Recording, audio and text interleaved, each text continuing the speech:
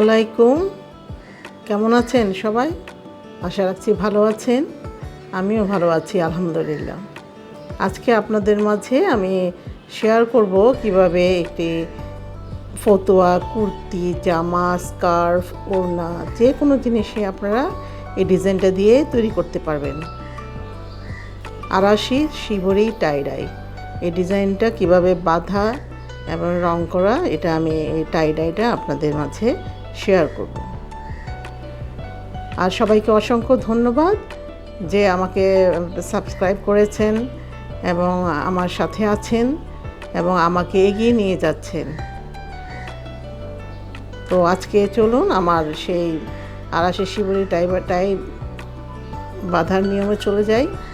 প্রথমেই কাপড়টি কিন্তু আমি হালকা ভিজিয়ে নিয়ে একদম ফোল্ডিং টাইপে একটা ভাঁজ করে নিয়েছি, যেটা আপনারা এসে বিভিন্ন শিবরি, টাইডাই আমরা ব্যবহার করি।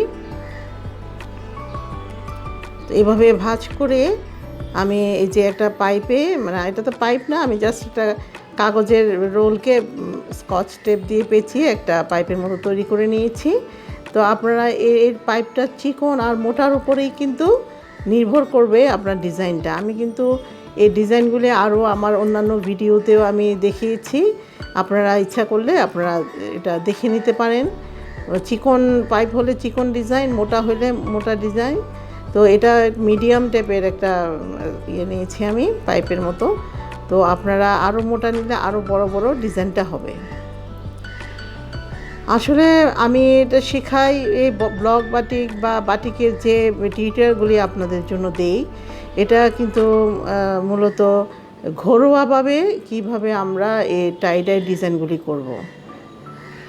আর বাণিজ্যিকভাবে করতে গেলে তো আসলে এটা একটা অনেক বিশাল ব্যাপার।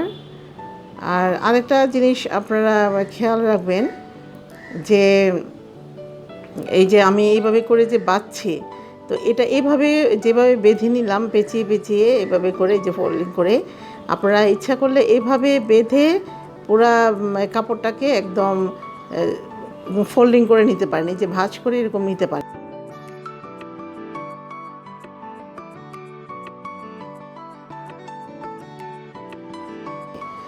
দুই রকমভাবেই আপনারা করতে পারবেন। আসলে যে কোনো হাতের কাজেই আপনি যত প্র্যাকটিস করবেন তত আপনার ধারণাটা পরিবর্তন হবে। তো যে কারণে আপনারা দেখবেন যে কিভাবে করলে আপনার সুবিধা হয়। আমি জাস্ট একটা কিওয়ার্ড যে ব্যবহার করে যে এটা দিয়ে কি হবে, তো এরকমই একটা বাটিকের একটি সাধারণ ডিজাইন আমি দেখিয়ে দিব আপনাদের। এটা দেখে আপনারা আরও বিভিন্ন আইডিয়া তৈরি করবেন যে কিভাবে আরও বেশি সুন্দর করা যায়, আমার চাইতে আপনারা আরও কিভাবে সুন্দর করে কাজ করবেন, এটাই কিন্তু আমার প্রত্যাশা থাকে। তো দেখুন যে আমি কিভাবে এটাকে বেঁধে নিলাম সুতা দিয়ে, যা পেঁচিয়ে পেঁচিয়ে কিন্তু আমি গুটিয়ে নিচ্ছি, যে পেঁচিয়ে নিব একটু করে, তারপরে আবার এরকম প্রেস করে এটাকে ফোল্ডিং করে নিচ্ছি। এই যে ভাঁজ করে নিয়ে কিন্তু আমি একটু সুতা দিয়ে পেঁচিয়ে নিয়ে আবার এটাকে আমি প্রেস করে আবার এই যে কুচকু করে নিব, কুচি কুচি একটা ডিজাইন চলে আসবে এখানে। সাথেই থাকুন, যে বাঁধার পরে আমি রং করার পদ্ধতিটা বলবো, কি কি রং আমি ব্যবহার করেছি এখানে। আর রঙের উপরে একটি গুরুত্বপূর্ণ টিপস আপনাদের মাঝে আমি শেয়ার করব, আমার সাথেই থাকুন।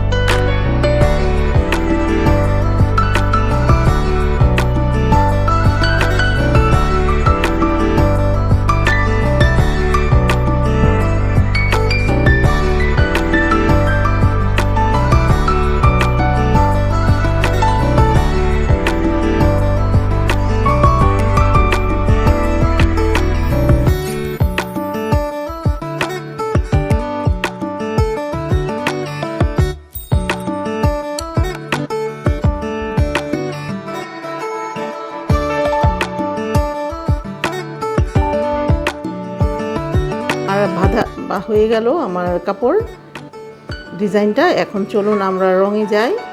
তো রং করার পদ্ধতিতে আসলে এই যে চামচ থেরাপি, যেটা চামচ দিয়ে আমরা এক চামচে 1 চামচ রঙে, 1 চামচ হাইড্রোস, 1 চামচ কস্টিক, এইভাবে আসলে হয়। ঘরোয়া পদ্ধতি আপনি 1টা 2টা কাজ করতে পারবেন, মানে তারপরেও এর মধ্যেও আপনারা যখন এই ঘরোয়া পদ্ধতিতে আমরা কাজ করেও কিন্তু কিছু অর্ডারি কাজ করতে পারি, মানে আমরা কিছু টাকা ইনকাম করতে পারি, তখন কিন্তু একটু বেশি আকারে করব আমরা।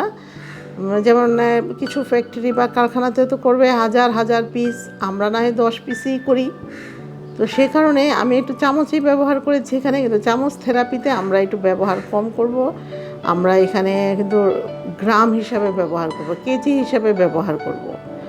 তো এখানে আমি সিস্টেম কিন্তু ওই যে 1 চামচে 1 চামচ হাইড্রোস, 1 চামচ রঙে, 1 চামচ কস্টিক, আসলে না, কস্টিকের চাইতে হাইড্রোস কিন্তু একটু বেশি লাগে।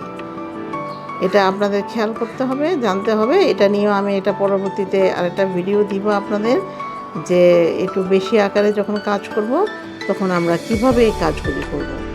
তো এখন চলুন, এই যে প্রথমে কিন্তু আমি অরেঞ্জ কালার দিয়ে দিয়েছি, আর তারপরে দিচ্ছি আমি এই যে নীল রং দিয়ে এইভাবে করে আপনারা করে নেবেন। আমি তো অল্প কাপড়, এখানে 1 গজ কাপড় নিয়েছি আমি এটি ফতুয়ার জন্য। তারপরে দিলাম আবার কিন্তু অরেঞ্জ কালার, কমলা রং। তো এইভাবে করে আমি এটা অক্সিডেশনের জন্য কাপড়টা কিন্তু কতক্ষণ রেখে দিব, সাথে সাথে ধোয়ার দরকার নাই। সাথে সাথে ধুলে এটা একটু রংটা একটু ফেডও হয়ে যেতে পারে। তো আমরা 1-2 ঘন্টা কাপড়টা রেখে দিয়ে তারপরে এটা আমরা ধুয়ে, এই যে দেখেন এখানে আমি দিয়েছি অরেঞ্জ, নীল, আবার অরেঞ্জ। এইভাবে করে আমরা দিয়ে কাজটি করে নিব। এই যে রং করার পরে যে আমি বললাম যে 2-1 ঘন্টা রেখে দিব, এটাই কিন্তু আসলে ভ্যাট রং করার পদ্ধতি। তো আজকে আমি কিন্তু শুধুই ভ্যাট রং করেছি। আর সাথে সাথে ধুয়ে ফেলার পদ্ধতিটা হচ্ছে কি, যখন প্রুশিয়ান কালারের সাথে আপনারা ভ্যাট রং ব্যবহার করবেন তখন আমরা সাথে সাথে ধুয়ে নিব, কারণ এই হাইড্রোস কস্টিকের জন্য কিন্তু প্রুশিয়ান রংটা ফেড হয়ে যাবে, ডিজাইনটা সঠিক আসবে না, এই জন্যই। তো আপনারা খুব গুরুত্বপূর্ণ একটি বিষয় কিন্তু আপনাদের সাথে আমি আলাপ করেছি, যেন কোনো ভুল না হয়, অবশ্যই এই নিয়মে করতে হবে।